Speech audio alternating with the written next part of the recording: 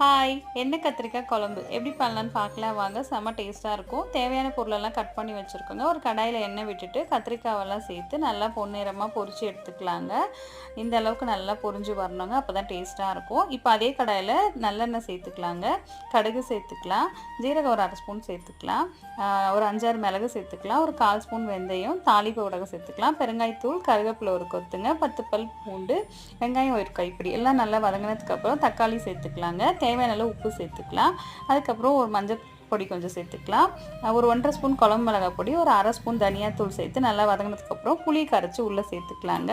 நல்லா கொதித்து வரப்போ நம்ம வதக்கி வச்சுருக்கோம் இல்லையா கத்திரிக்காய், அதையும் உள்ளே சேர்த்து நல்லா கொதிக்க விடணுங்க. நல்லா பாருங்கள், சூப்பராக கொதித்து வருதுங்க.